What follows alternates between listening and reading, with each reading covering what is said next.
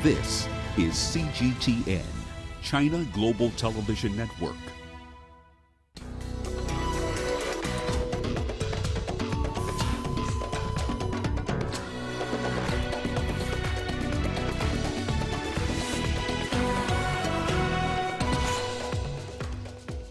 Moscow studying highly anticipated responses from the U.S. and NATO to Russia's sweeping security demands over Ukraine. The latest from the DR Congo, where at least 20 soldiers have been killed in clashes with rebels. And Burkina Faso's junta leaders meet ousted President Kabore's cabinet members, as sources say Kabore still under house arrest. Hello and welcome to Africa Live. As always, great to have you with us. I'm Richard Nta, live in Nairobi. And for those of you joining us from across the continent and around the globe, we thank you for joining us. And tonight, I'm alongside my colleague Uche, who has our business headlines. Uche. Thank you, Richard. And here's a look at what's coming up on Africa Live Biz. The Zambian president pays a courtesy visit to South Africa.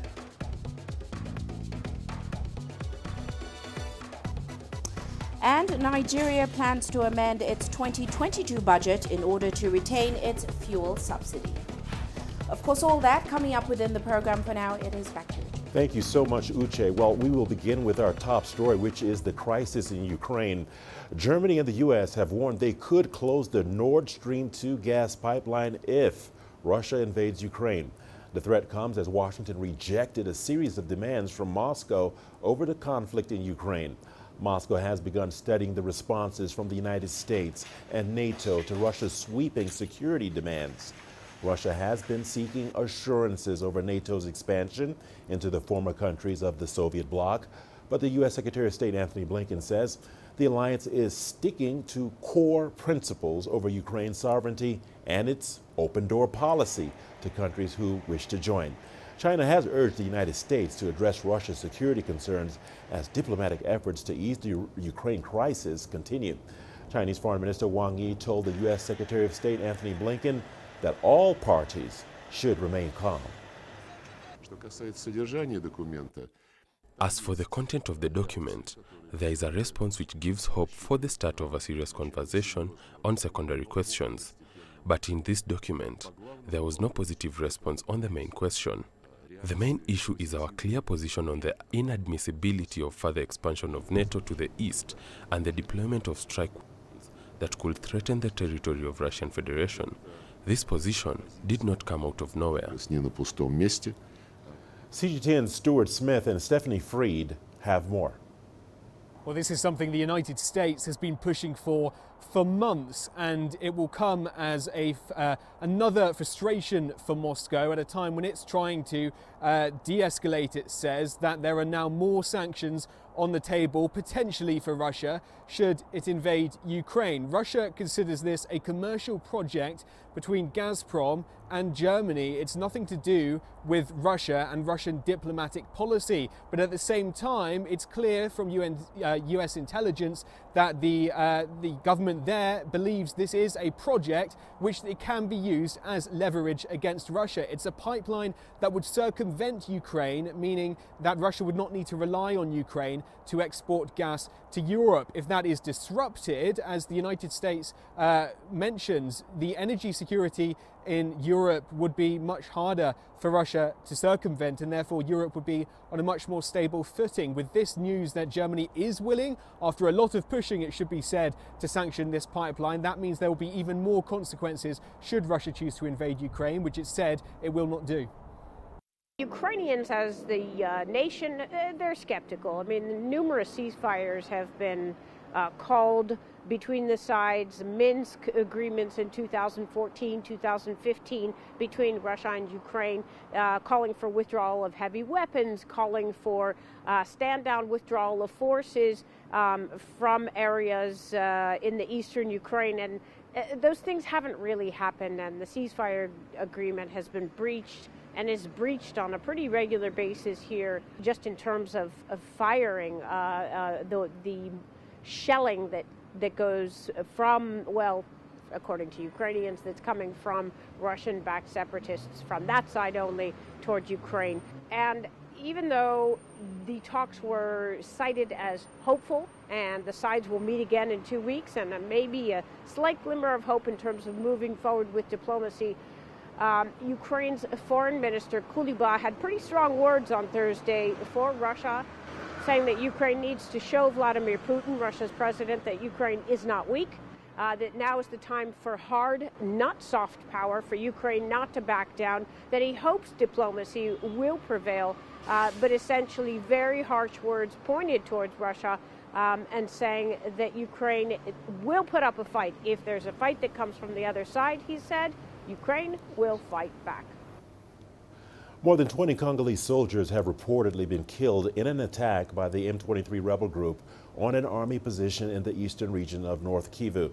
The attack was launched on Monday night in Yesesi, near the Virunga National Park, a UNESCO-listed World Heritage Site. Clashes continued on Wednesday, according to local civil society and government sources. The DRC Army is yet to confirm the death toll. The M23 is one of more than 120 armed groups which roam eastern DRC. It was defeated in 2013 after launching a rebellion. However, since November 2021, the group has been accused of resuming attacks on army positions in eastern DRC. Here is CGTN's Chris Ochemringa with more details on that story. Well, this attack happened in North Kivu province, an area known as Nyasisi. According to a civil society organization over there, the gunmen raided a Congolese military base at night on Monday night and killed 29 officers, including a Congolese colonel known as Josue Nduma. And these civil society organization says that these fighters belong to M23 rebel group. This is a rebel group that is composed largely of ethnic Tutsis. It was formed in 2009 after the fighters of this group disagreed with the government of former President Joseph Kabila regarding a peace deal that they signed earlier on. There's a lot of fighting. People are reported to have fled that area, and the locals in there are hoping that the government, can contain this situation. So according to a senior government official we spoke to, he's called Lieutenant Colonel Guillaume Njike. The battle is ongoing right now. They are fighting against the rebels. They say they cannot give an official account of the casualties or the victims in this fighting, but they will later on give an account of what has happened. They're also still not sure about which particular group these fighters are, but they are doing their very best to ensure that peace is restored in that area. Now, that part of the DRC has very many rebel groups like the FDLR, which is a group that's composed largely of Hutus from neighboring Rwanda. They operate around that area, and then there are other Mai groups that have been operating in that area for a very long time. And people, the residents there, have borne the brunt of, attacks from these rebel groups. They have been calling on the government, to secure their area. We know that, the Ugandan government is now supporting the DRC army to launch an offensive against another rebel group. This is the Allied Democratic Forces that is accused of carrying out many attacks. Now, the M23, denounced the rebellion in 2013 after they had been defeated by a joint force of the UN and the Congolese army. But last November, they carried out more attacks. They took over 4 villages in the North Kivu province, temporarily forcing thousands of people to flee to neighboring Uganda. The people in that area are just hoping that the government will be able to restore peace very soon. The Economic Community of West African States is expected to meet Friday to discuss developments in Burkina Faso. Meanwhile, junta leader Lieutenant Colonel Paul Henry Damiba has asked ministers of the ousted government not to leave the country unless permitted to. Vice President Clement Sawadogo from the People's Movement for Progress Party has confirmed that Prime Minister Lassina Zerbo has also been detained. He was appointed by ousted President Roch Marc Christian Kabore in December. The latest coup is the 4th in West Africa, where in less than a year and a half, 2 other countries, Mali and Guinea, have also experienced military takeovers.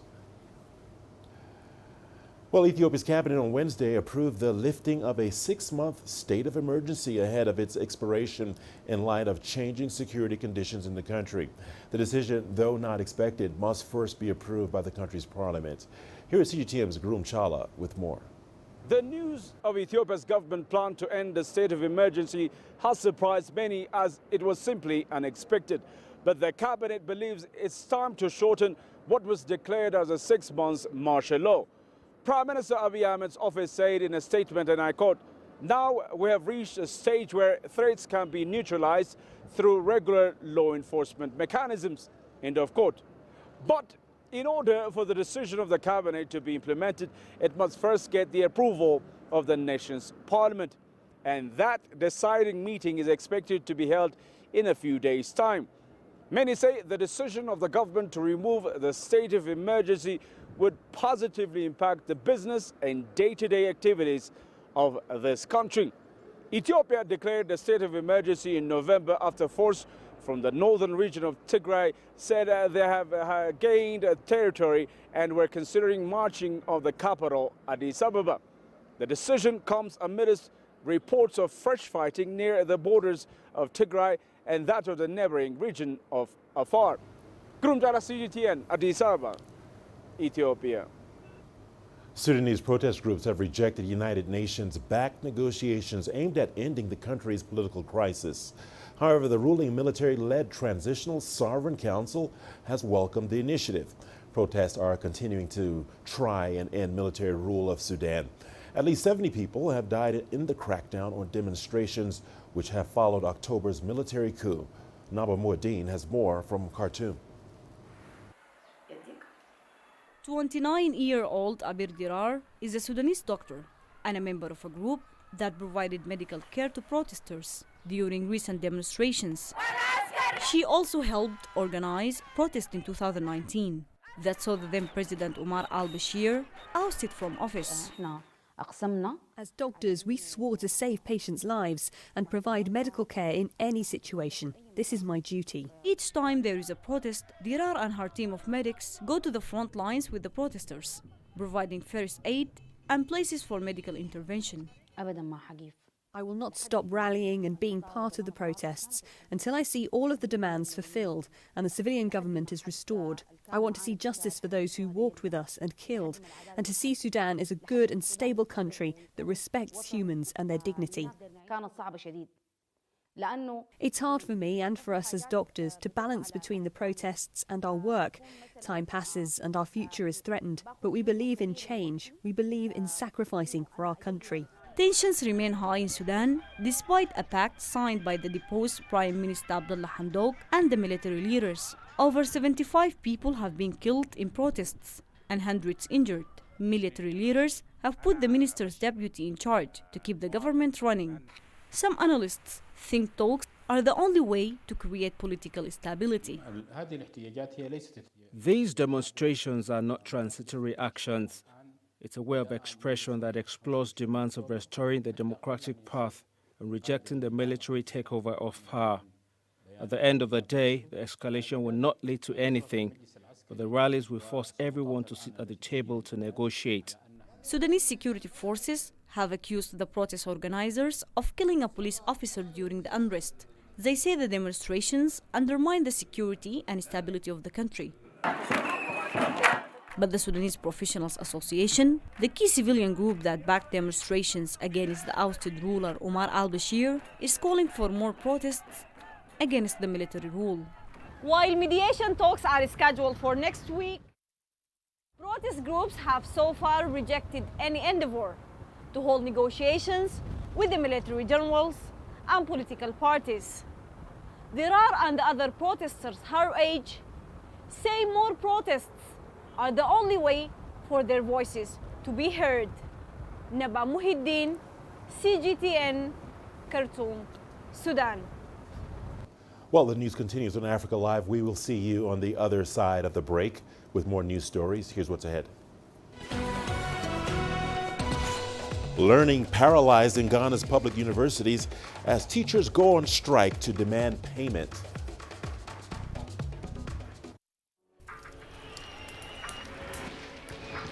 This is it. I'm just about to be shot. A little tense here. Bottles are being thrown as they do so. There are about 3 critical bridges here in Malawi. That's one of them. We're going to cross that bridge. As you can see behind me, police forces who are replying with gas. Gas just came in. Tear gas, so it's all begun now. Divisions leading the charge into West Mosul have brought us here. Just got to be careful here with some gunshots. This is where most of the fighting has been concentrated. This is the front line now after 9 days of fighting. We're about 2 to 3 kilometers from the front clear line. view of this front line position.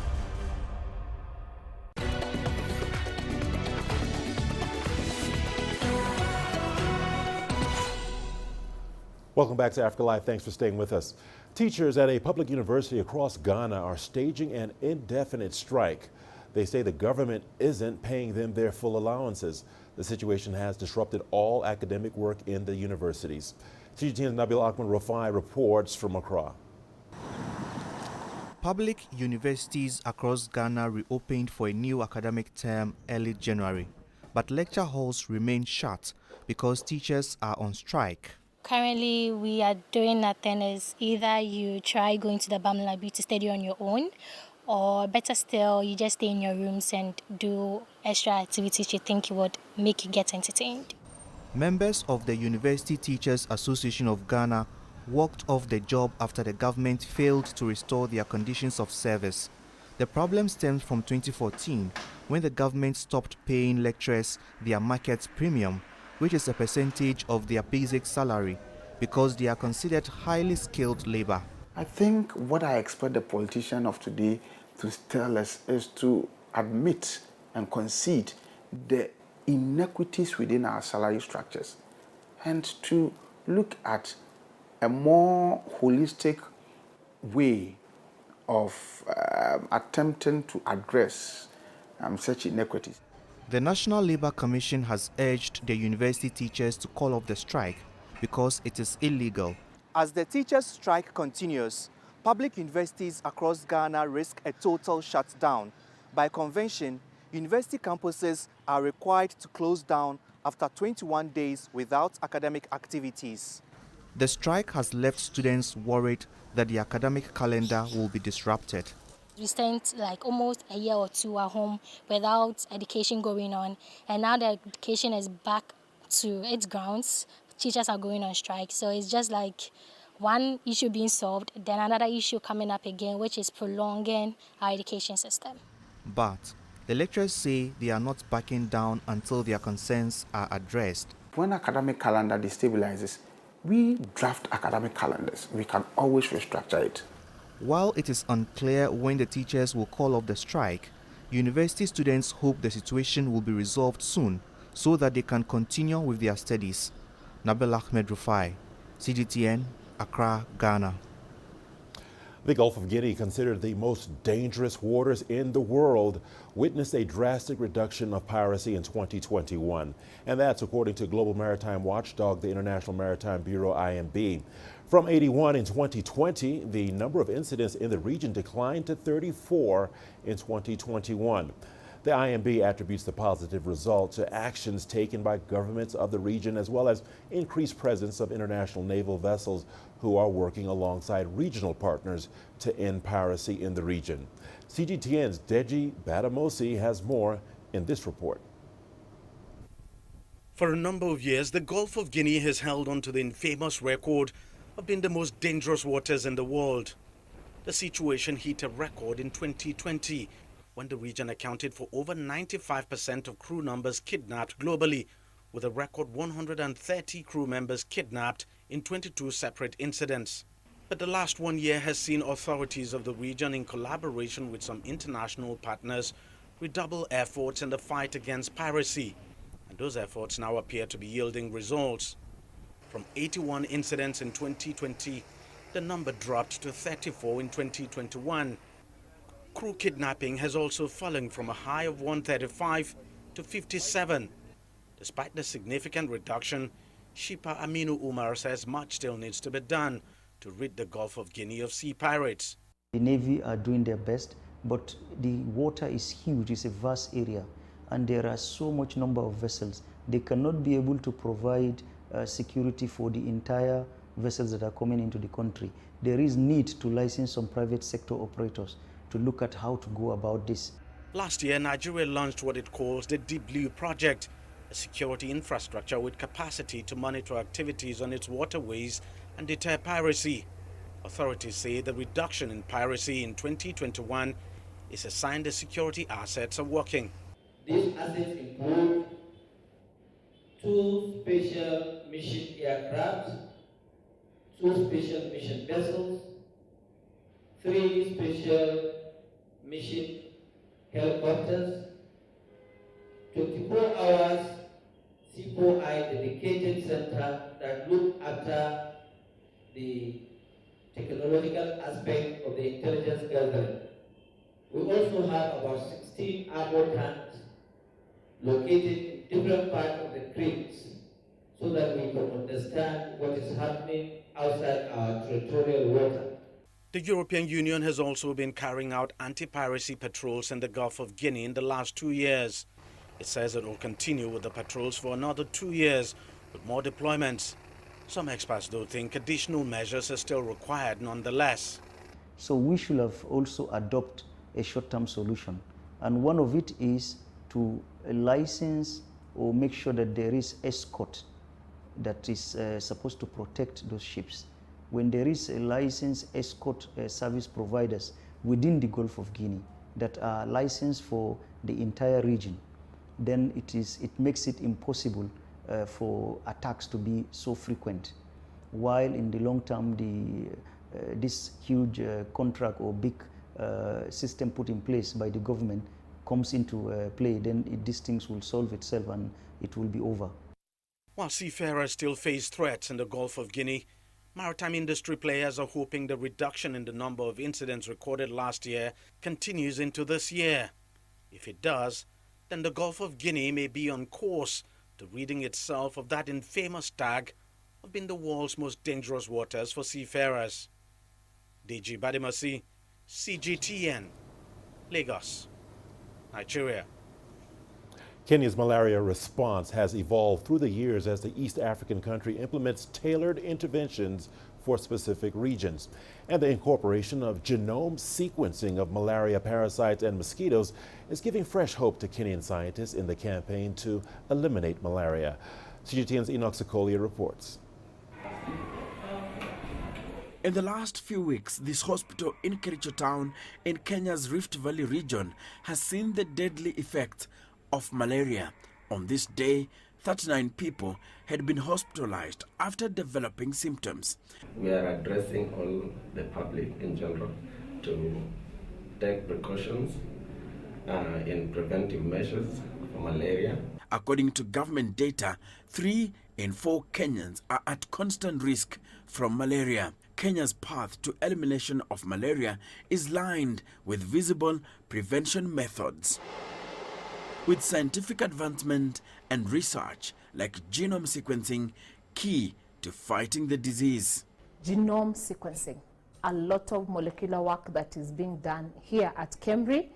Most of it came courtesy of COVID, which is a blessing. We are looking at the parasite, malaria parasites, looking at the various drug resistance in a way to know the effectiveness of the drugs that are there, and also to look at the mutations or the genome that have changed over time. Through the help of the Chinese government, Kenya established a malaria reference center that has helped scientists enhance their diagnostic skills. Besides that, Kenya has developed malaria rapid test kits that will be rolled out in February. So if you use that test kit and somebody has malaria, you can quickly identify somebody who has malaria. And that is very useful for use in remote areas or in lower facilities that don't have electricity and they have no access to microscope. Globally, the estimated number of malaria deaths stood at 627,000 in 2020, according to WHO. 96% of the deaths were reported in Africa. Dr. Ahwale says Africa is applying a broad range of preventive measures tailored to local needs. For example, the use of insecticide-treated bed nets and preventive doses of an anti-malarial drug.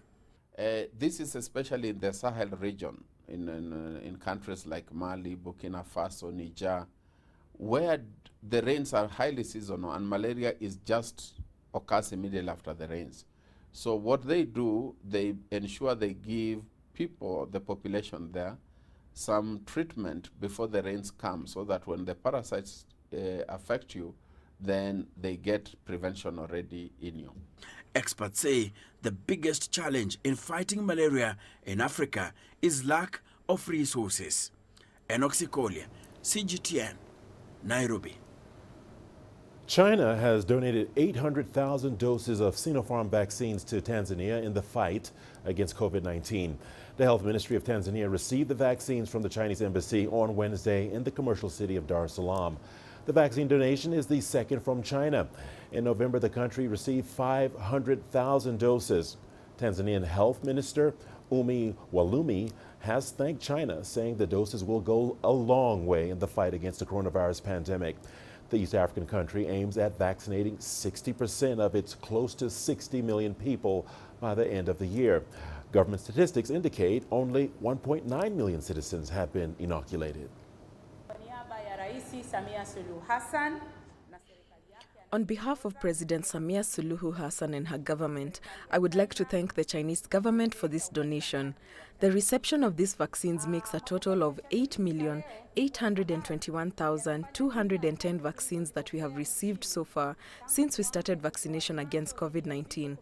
This includes Sinopharm, Janssen, Moderna, and Pfizer, which are enough to vaccinate 5,082,380 Tanzanians. China has always firmly supported Tanzania's anti-pandemic efforts.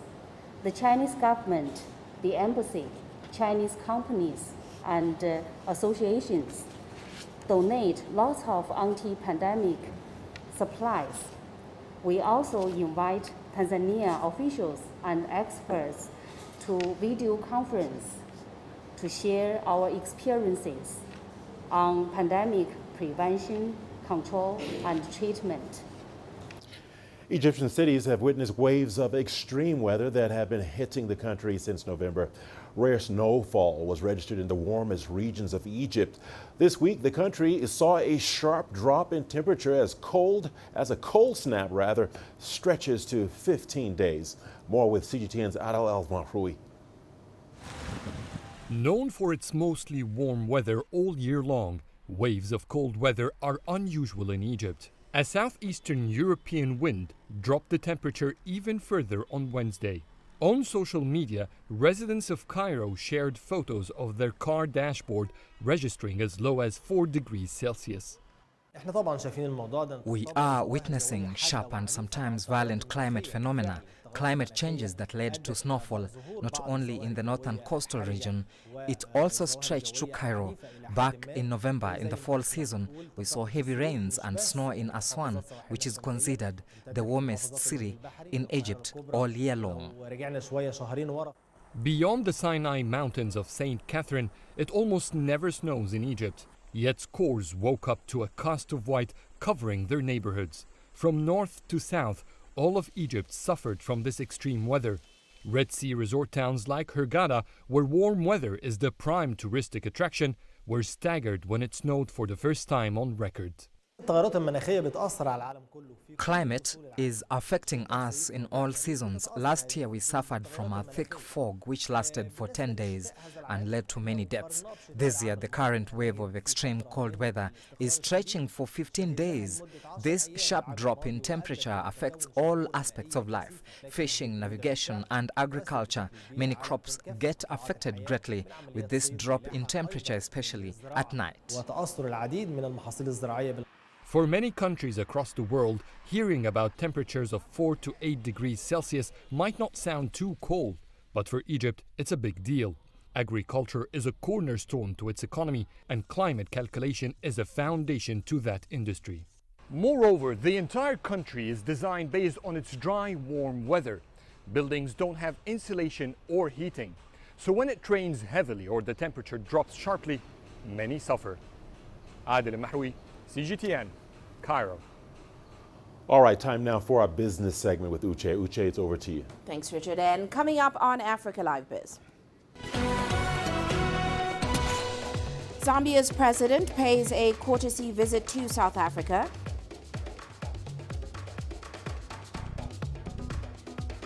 And Nigeria plans to amend its 2022 budget in order to retain its fuel subsidy. Africa is the nexus of enterprise, and global business will tell you why it matters. From the mega investment projects to multi-billion-dollar mergers and acquisitions. Africa today collects, just in terms of revenues from taxes alone, $545 billion a year. If you take 10% of that and you devote it to the energy sector, problem solved. All this on Global Business, weekdays at this time on CGTN.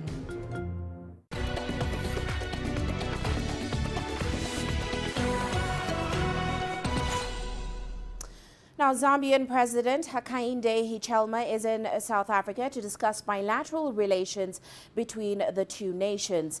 And this comes ahead of an inaugural binational commission scheduled for later this year. President Cyril Ramaphosa commended Zambia's fight against the COVID-19 pandemic, and the two leaders further identified the need to keep one another in the loop about investment opportunities in each country. They also vowed to actively encourage businesses in their countries to invest in areas of mutual benefit for regional development in various sectors. And there's been a public outcry in South Africa over a hefty price increase proposed by power utility firm Eskom. The state-owned enterprise has failed to provide a reliable power supply since 2008, but has consistently increased prices. Now, it's once again asking consumers to pay more despite years of corruption, mismanagement and poor maintenance. South Africa's economy was on the mend, but a stiff electricity hike may set its recovery back for consumers and businesses as well. Here's CGTN's Julie Shire reporting. It's lunchtime in Johannesburg. Business is slowly picking up at Nazir Farakia's Wimpy restaurant, but it's still a far cry from pre-pandemic levels. We've been through the mill, you know. Every time a new COVID wave came out, our business was like a yo-yo, just up and down. We relied heavily on takeaway business. Our sit-down obviously was badly affected over the last 2 years. And in a takeaway situation, your turnovers tend to drop a bit, you know, because people are not spending the kind of money that they would spend if they were sitting down. Farakia's business now faces another blow. Power utility Eskom is asking for a hefty price increase of 20.5%. Electricity now is almost the same amount as the rental that you're paying every month. Just to stay in business, we need to do whatever we can. So unfortunately, we don't have much of a choice here. We've got the generators to back us up.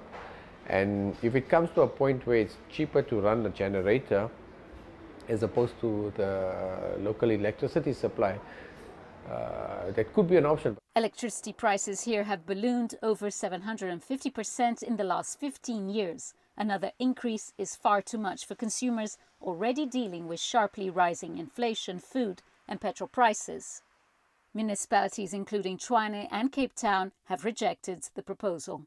We have a declining economic environment within South Africa. It's both unfair, we feel, as a city, and it is just completely unaffordable. Whilst over the last 2 years, we've had rolling blackouts, the worst ever. What are our residents paying for? For absolutely nothing. Absolutely nothing. And so it really is very concerning. And as a city of Cape Town, we reject the request for a 20.5%. We reject it.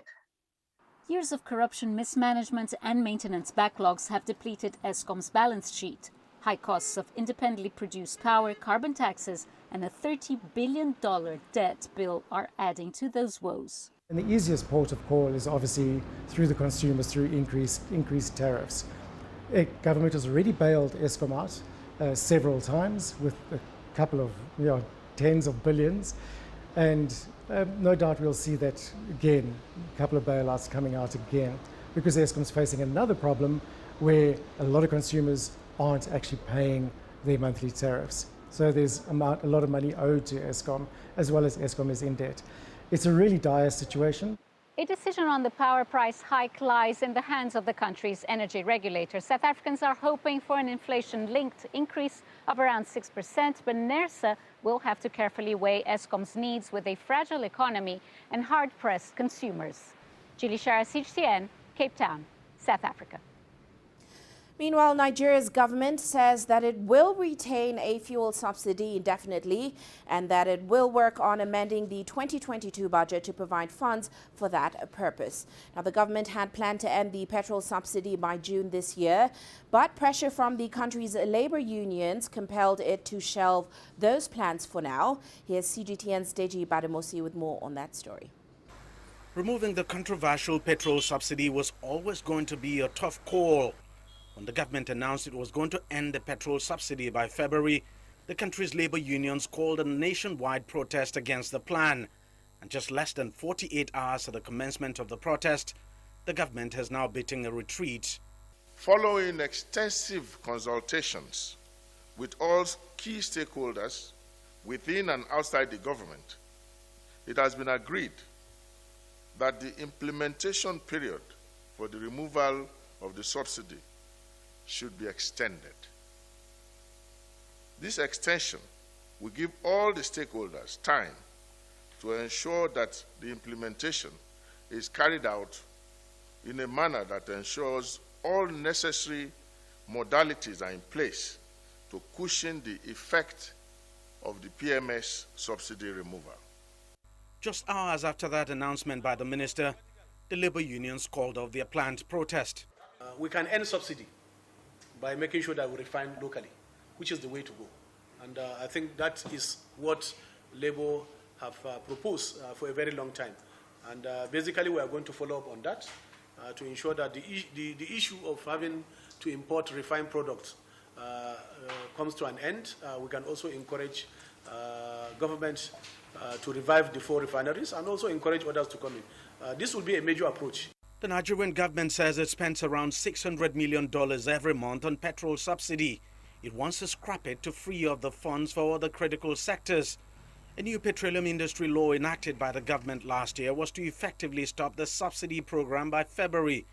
The government was working on a $5.8 billion cash handout to about 40 million poor Nigerians for a period of 6 to 12 months to reduce the effect of the subsidy removal on them. But all of that will now have to wait. This will go to the legislature will apply for some amendment of the law so that we will still be within the law. We are proposing an 18-month extension, but what the National Assembly is going to approve will be up to them. Despite being Africa's biggest oil producer, Nigeria imports virtually all of its refined petrol because all the country's 4 government-owned refineries are not functional. Rehabilitation work has since commenced on the refineries, and the government hopes to get them operational by the end of the year. Besides, the 650,000 barrels per day refinery owned by Africa's richest man Dangote is expected to begin operations by September. If the refineries all come on stream, then the country may end the era of petrol imports and possibly the never-ending tension over petrol subsidy. Deji Bademasi, CGTN, Lagos, Nigeria. And let's head to Uganda now. The country wants to curb its borrowing and boost its exports in the meat and dairy sectors as it lifts itself out of the pandemic. Now, President Yoweri Museveni says he wants to expand the country's trade. Uganda used to sell milk to Kenya, but Kenya restricted those sales in 2019. Uganda's milk exports are now 50% of what they used to be before the coronavirus curbs. Now, Museveni also plans to add value to other agricultural exports, such as coffee, which has long been one of the country's main foreign exchange earners. Uganda's trade push follows several years of reduced lending and as programs designed to offer relief from COVID-19 induced slumps start to expire. Uganda can do much better without borrowing, in my opinion, especially borrowing for what they call budget support, balance of payment support. We don't think that is good borrowing. But we shall manage because now the economy has been growing at like roughly 4% without tourism, without transport fully, without the hotels. Now they are opening up, so the economy will resume fast growth. Well, that's all for now on Africa Live Biz, but coming up later on Global Business Africa, we'll be taking a look at the impact of corruption on African governance. All that, of course, coming up atop of the hour. For now, let's head into a short break, but do stay with us. My colleague Richard Nta will be back with more news after this. The greatest journeys, the greatest sights, the greatest adventures. Here in Tanzania, this weir allows the locals to walk on water. We're far more than just TV news. We're your passport to the wonders of Africa. To bring you stories of struggle, survival and hope.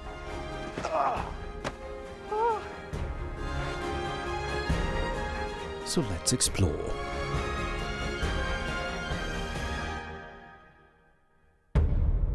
CGTN. See the difference.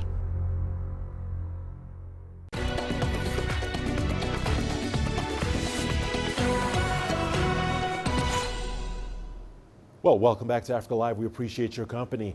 The 26th of January is commemorated as World Environmental Education Day. The environment has come under heavy strain from pollution and global warming, while several animal species face extinction. Conservation Kids launched a schools program with Wildlife Ranching South Africa to teach children about taking care of the environment and wild animals. CGTN's Julie Shire reports. Interacting with an African rock python may be too much to bear for most people. But grade 7 pupils at a Pretoria primary school got the chance to get up close with this creature on World Environmental Education Day. It was exciting, it was exhilarating, it was the second time. It was fun. It was very fun and it was a new experience for all of us, I think, I'm assuming, because we don't really know a lot about the environment. We don't think about it in our daily lives. So I think it was a new experience. I learned a lot, ma'am, about snakes, ma'am, that do not harm a snake. It won't harm you, ma'am. Leave it alone. Do not bother it. It don't bother you. The event was part of the launch of Conversation Kids, a program being run with Wildlife Ranching South Africa to raise awareness around protecting nature and wild animals. We want to teach children the value of the environment itself. The oxygen we breathe comes from the trees that people chop off because they want to have a paved yard, which is so wrong and which is so uninformed. So we teach people, let's plant more trees, let's take care of the environment, let's take care of the animals. Today's memorable experience with snakes is how to handle them, because often we're confronted by situations that we don't know how to present ourselves and what to do. So the fact I even learned something today about how to bandage a snake bite, not to flex it, to tourniquet it. So there was a lot of new information, such as the crystals with this venom, not to rub your eyes. It's all new information. South Africa, like most other countries, faces the dire consequences of global warming. Protecting the environment has become a priority for most governments. Conservation Kids is hoping to take its initiative to schools across South Africa. We will be very happy if we raise game farmers, we raise scientists, we raise conservation, nature lovers, but most importantly, we would love everybody to acknowledge the environment. So we're calling on individuals, organizations who would like to be part of Conservation Kids, who would like to help us achieve our objective, which is environmental education. Wildlife benefits rural communities, and that's where income is often most needed. So creating enthusiasm, especially in an urban environment like this, and motivating children to go out there and to go to rural communities and to communicate and to partake with wildlife is just fantastic. South Africa is home to a vast collection of wild animals, which has become a draw card for tourists. Many species face extinction from loss of habitat, poaching and climate change. The country needs to act quickly to save these animals for future generations. Julie Shara, CGTN, South Africa. And we are not done just yet. We've got your sports news coming up after the break. Here's what's ahead. In sports, Ashley Bart